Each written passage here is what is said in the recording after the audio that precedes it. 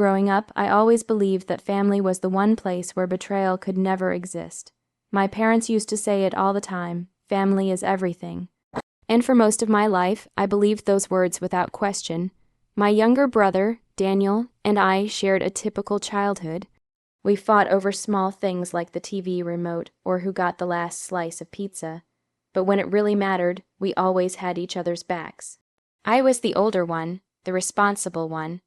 I helped him with homework, defended him when kids at school picked on him, and even helped him move into his college dorm years later. Back then, I never imagined he would be the one to destroy my trust. While Daniel moved through life with a carefree attitude, I chose a different path. I worked hard, sometimes harder than I probably should have. After graduating from university, I took a demanding job in finance. The hours were long, and the pressure was constant, but I kept reminding myself why I was doing it. I had a dream. I wanted to buy my own home someday. Not a mansion or anything extravagant, just a place that was truly mine. A place that represented years of effort and sacrifice. So I saved every dollar I could. I skipped vacations. I drove the same old car long after my coworkers upgraded theirs. While my friends spent money on parties and weekend trips, I stayed home and focused on building my future. Year after year, the numbers in my investment account slowly grew. By the time I turned 30, I had managed to save almost $180 zeros, euro zero. It was the largest amount of money I had ever seen attached to my name. Every dollar in that account represented a moment when I chose responsibility over comfort. I didn't talk about it much. The only people who knew about my savings were my parents and Daniel. One evening, my parents invited me over for dinner like they often did. It was a normal night. My mother had cooked roasted chicken, the smell filling the entire house. My father sat at the table, complaining about the news on television, while Daniel leaned back in his chair, scrolling through his phone. Nothing seemed unusual. We laughed about childhood memories, talked about work, and argued lightly about which sports team would win the championship that year. Looking back now, I wish I had noticed something, some small sign that something was wrong, but there was nothing. Just a normal dinner with my family. At the time, I walked out of that house feeling grateful for the people in my life. I trusted them completely. I had no idea that within a few months, that same trust would be shattered in a way I never thought possible. 3 months after that dinner, everything changed. It started as a normal morning. I woke up early, made coffee, and opened my laptop to check my finances like I usually did at the beginning of every month. Managing my savings had become a routine. Watching that investment account grow was a reminder that all my sacrifices were worth it. But that morning, the numbers looked wrong. At first, I thought I had opened the wrong account. The balance showed barely a few $100s. I blinked and refreshed the page, still the same. My heart started beating faster as I opened the transaction history, hoping there was some kind of mistake or system error. Instead, I saw something that made my stomach drop.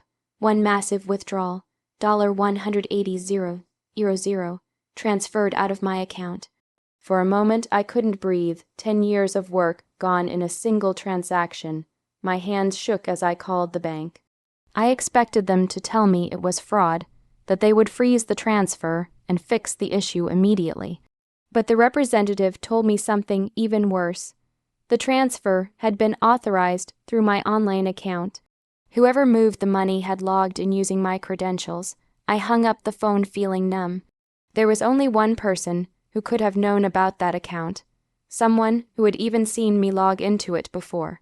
Daniel. I drove to my parents' house that same afternoon, anger and confusion fighting inside my chest the entire way. When I knocked on the door, Daniel opened it. He didn't look surprised to see me. That alone made my stomach twist. "We need to talk," I said, trying to keep my voice steady. He stepped aside and let me in like it was any other day. When I asked him about the money, he didn't deny it. In fact, he barely reacted at all. Instead, he rubbed the back of his neck and sighed like I was bothering him. "Relax," he said casually. "It's not a big deal. Not a big deal. You took $180 euro zero from my account," I said, my voice rising. How is that not a big deal? Daniel shrugged. I needed it. Those 3 words felt like a punch to the chest. Then he said something that made everything even worse. I used it for a house. A house. At first, I thought he was joking. But later that week, I saw the listing online, a beautiful two-story home in a new development on the edge of the city. Modern kitchen, large backyard, and a driveway big enough for 2 cars. Daniel had already moved in. When I confronted my parents about it, I expected them to be furious. Instead, they avoided my eyes. My father simply said Daniel needed help starting his life. And in that moment, I realized something far more painful than the stolen money. They already knew. After that conversation, I expected things to change. I thought maybe my parents would eventually realize how serious the situation was. Maybe they would talk to Daniel privately and convince him to return the money. At the very least, I hoped someone in my family would acknowledge that what had happened to me was wrong. But days turned into weeks turned into months, and nothing happened, no apology, no repayment, not even a serious conversation. Instead, life went on as if the entire situation had simply disappeared. Daniel moved fully into his new house, and my parents began visiting him almost every weekend. My mother talked excitedly about his large kitchen and how perfect the backyard was for family gatherings. My father proudly told relatives that Daniel had done well for himself. Every time I heard those words, it felt like another knife twisting inside my chest. Done well for himself, they all knew exactly how he had done it, through my savings. I stopped visiting as often after that. Every time I stepped into my parents' house, the tension felt unbearable. No one wanted to bring up the subject, and when I did, the conversation always ended the same way. Let it go, my father would say. You're successful. My mother would add softly, you'll earn it back, as if 10 years of sacrifice were something that could simply be replaced. Meanwhile, Daniel seemed to be enjoying the life he had built with my money. His social media pages were filled with photos of backyard barbecues, housewarming parties, and weekend gatherings with friends. I saw pictures of my parents standing proudly on his new porch, smiling for the camera.